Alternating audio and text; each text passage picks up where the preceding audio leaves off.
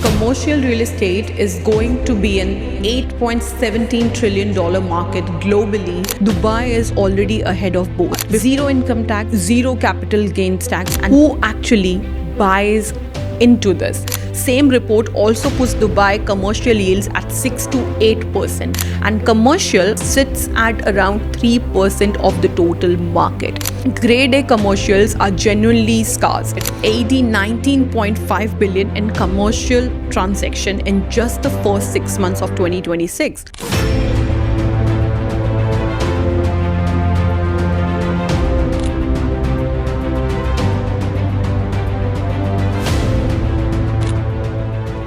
If I told you that commercial real estate is going to be an $8.17 trillion market globally by 2030, would you believe me? I actually know that most people won't, because nobody really talks about the specific asset class, and today we are talking about commercial real estate, why it's already sitting at $6.63 trillion globally in 2026, why it consistently outyields residential for the investors who actually understands it, and why Dubai specifically is where a lot of that money is quietly moving right now. So by the end of this, we'll break it down side by side on the actual numbers using two of Dubai's biggest commercial launches as well. Now, because this deserves a proper breakdown and not a rushed one, we have split this into two parts. This one is all about commercial real estate, globally and in Dubai, with the actual history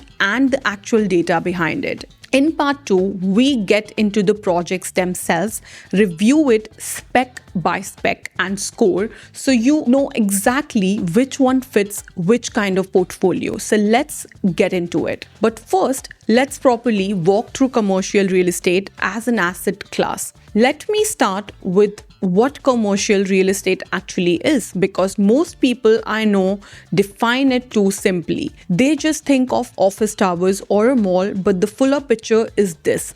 It's any space a business pays rent to occupy instead of a family paying to live in it, which is offices and retail. Yes, but it's also the warehouses behind every online order we place, the data centers running the AI tools, healthcare buildings, cold storage, etc., etc. Therefore, it's a bigger than most people even realize. Now, the question is, who actually buys into this? My experience of 8+ years in the industry is rare to be a first-time investor. It's usually someone who already owns a home, maybe already owns an apartment they rent out, and now want something that behaves differently for them, like an asset that pays them on schedule basis, like how a business pays a shareholder. And the reason is actually quite simple. Commercial leases run 3, 5, sometimes 10 years, and with rent increases built into the contract from day one. Residential leases, on the other hand, run 1 year and get negotiated based on how the tenant feels the season and not the economics. And that difference alone is where most of the outperformance for the CRE, commercial real estate, also comes from. And trust me, I have watched this pattern hold across every market I have studied. The US, for example, is still the largest commercial real estate market in the entire world, and this assets class has seen growth in 2025. The UK, on the other hand, has over a century of lease data behind it, because Cambridge University has actually studied it decade by decade. Also, Asia Pacific is the largest growing commercial region right now. So if you see, all these are different economies, but all of them have the same underlying formula, which is long leasing, patient capital, and most importantly, income that won't move on the basis of latest news. Let's talk about Dubai now, because this is where I want you to actually pay attention. So Knight Frank's 2026 Wealth Report, which is genuinely one of the most respected wealth reports in the world, ranks Dubai's 5th globally for how much space $1 million buys you. That is 62 square meters, nearly double of what you'll get in London. And that same report also puts Dubai commercial yields at 6 to 8%. And when you compare that to the US or UK, where you're typically looking at 3 to 5%, Dubai is already ahead of both. Before we even get to the tax part, zero income tax, zero capital gains tax, and something I always tell my clients also is that in London, a landlord keeps roughly half of what the lease actually pays them because of high taxes. Whereas in Dubai, what you're quoted is close to what you actually keep. And now, even more interesting facts, and trust me, all of this is government data. So the Dubai Land Department recorded AED 19.5 billion in commercial transaction in just the first 6 months of 2026, which is what around 3,400 deals, up to 183% from the same period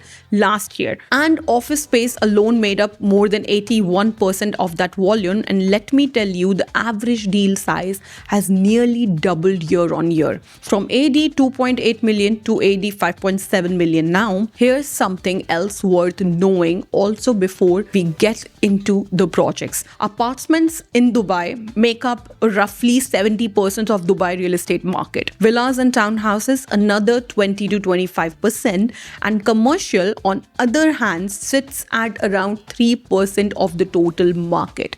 And grade A office space is only about a fifth of that silver. So whatever you think about supply and demand in the city, this is the actual shape of it. Grade A commercials are genuinely scarce here, which is a part of why the projects we are about to look at matter more than their prices would suggest. So here's my honest take. If you choose Dubai over a market like the US or the UK, those markets definitely give you history with decades of data to price your risk against. I completely agree with that. But Dubai gives you a yield and a higher number today with zero tax, sitting on top of a market that's genuinely short on grade A supply. That's the full picture globally and in Dubai. In part 2, we take two of Dubai's biggest commercial launches and put them head to head with location, layout, entry price, ROE, ROI, exit liquidity, all of it scored. So you walk away knowing exactly which one, if either, belongs in your portfolio. If this